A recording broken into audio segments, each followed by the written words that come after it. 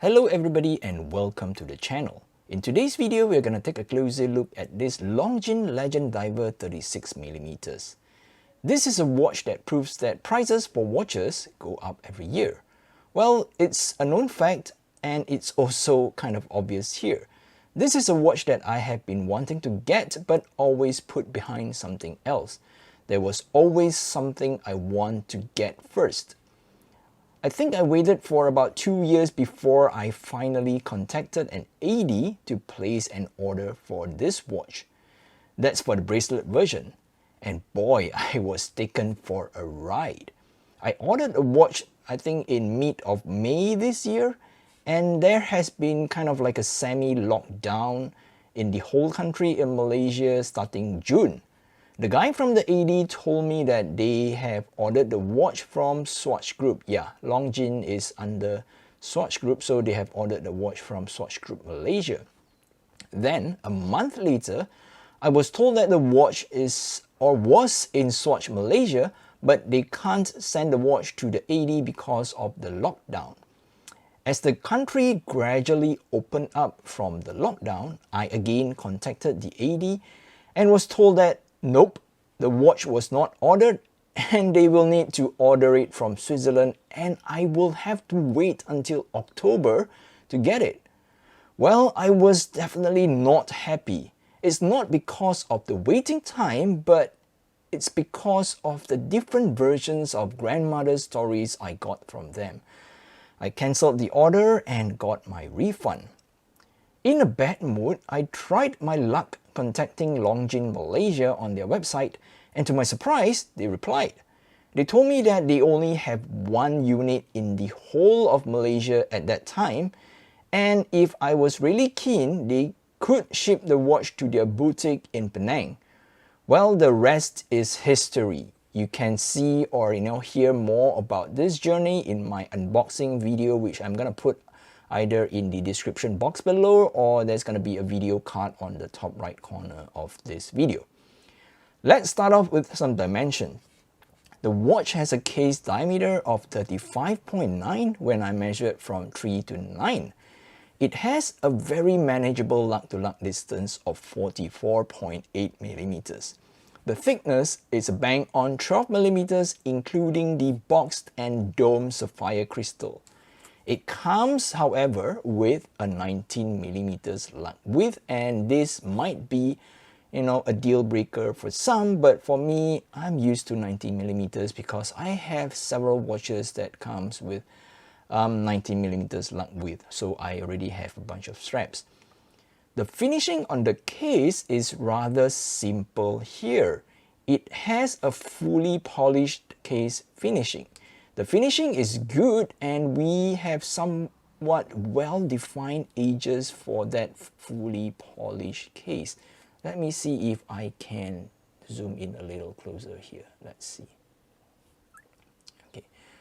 Yep, the edges, even though it's a high polished case, the edges are quite well defined. There is a small bezel from where the sapphire crystal sits proudly above.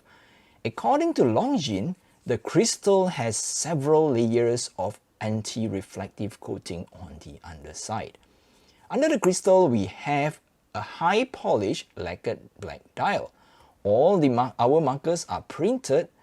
Well, they are printed in an old radium style color, but unfortunately they are not lume. You see, only the small rectangular on the 6, 9 and 12 are lume, and for the rest of the hour markers, there is a small square for each stick. It's like a matchstick. You have a small square on top, and that is the only part that is lume. So for a 300 meters dive watch, the lume is kind of underwhelming. On the other hand, the finishing on the hands are great. They are what Longines calls silver polished hands. I guess they are silver coated and they look absolutely flawless here. Well, I'm not sure if they will tarnish over time because they are silver plated.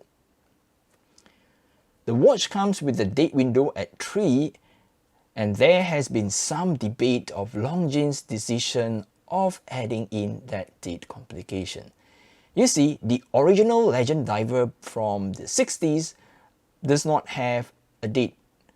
Well, since the date wheel comes in a matching black wheel, I think I can still accept it. Plus, it's a touch of convenience with a date on a watch. Okay, so what about the lume, you may ask? So yeah, I'm blasting it with my UV torch now, so I'm gonna turn it off. And yep, this is gonna be the lume. Yep, so I was saying that the lume is kind of underwhelming for a watch with a 300 meters of water resistance, for a dive watch with 300 meters of water resistance. So the lume is not a lot, but yeah, on the hands, I think still not too bad, but on the, I would say all the rest of the hour markers, they are just, you know, I would say poor. Powering the watch is a Longines L592 automatic mechanical movement, which is based on an ETA A20 automatic movement. It has a power reserve of about 40 hours and beats at 28,800 beats per hour. Longines does not state the accuracy though, but maybe we can check it later. Frankly, I do not know the lift angle of this watch, so I'm just guessing it's something the same as the ETA 2824, so I'm setting it to 50 degrees here. So anyhow, let's start to measure and see how accurate this watch is.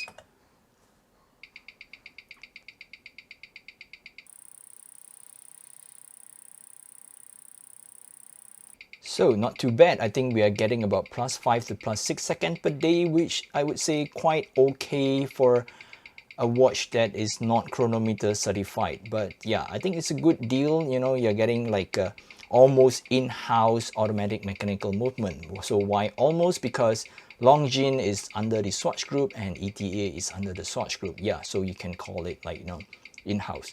And somehow I think you know, it starts to creep up to about +9 seconds, which I think it's still marginally okay, right? The watch has a screw-down case back that needs a special tool to remove. It has a motif of a scuba diver with a harpoon, and I guess the original Longines Legend Diver has that same scuba diver with a harpoon. Flipping the watch to the side, we can see that this watch has two crowns mimicking its true compressor dive watch ancestor from the 60s. They have crosshatch patterns on them and both of them are screwed down.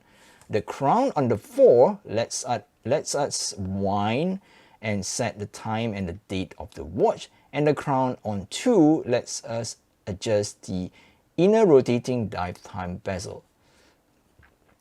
I know that setting this as a screw-down crown ensures a 300 meters of water resistance, but it's quite hard to make sure that the bezel stays in place while screwing down. So let's say I want it to be, you know, somewhere around here, and there is no, like, you know, you can click it and lock it. So you will have to like press it down and try to rotate it. And you know, if your hand somehow slips and it bounces out a little bit, you know, you'll be moving the bezel instead of screwing down the crown. So it's kind of tricky, but it's still possible, you know. At last, we come to the strap. The larger 42mm version of this watch has a lug-to-lug distance of over 50mm. As such, one would assume that this smaller version is to cater for the community with smaller wrist sizes. Well, nope. The strap on this watch is way too long and I cannot wear it. I had to resort on other third-party straps to be able to wear this watch. To retain that overall look and feel of this original leather strap, I have resorted to this suede leather from Straps Co. Not sure if it's showing up. Yeah, it's from Straps Co. So it's a 19mm suede leather from Straps Co. And I've transplanted the buckle from the original leather strap to this strap. The original buckle is very nicely done. It is signed with Longines Hourglass with its wing logo. Let's do a reshot. Alright, so this is how the watch sits on my 6-inch or 15.2 centimeters wrist. I would say the watch still kind of look, it wouldn't look overly small because of that almost bezel-less kind of look, it's almost an all-dial watch, but it's still okay because of that more manageable lug-to-lug distance if we were to compare to the original 42mm Longines Legend Diver here.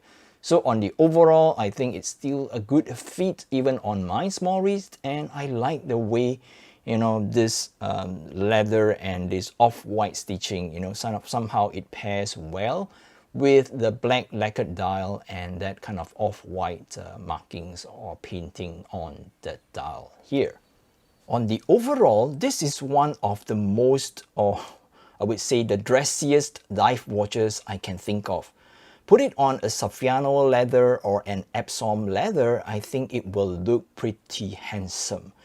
Though the dial is a little busy, I think the high polish case somehow elevates the classiness of the watch.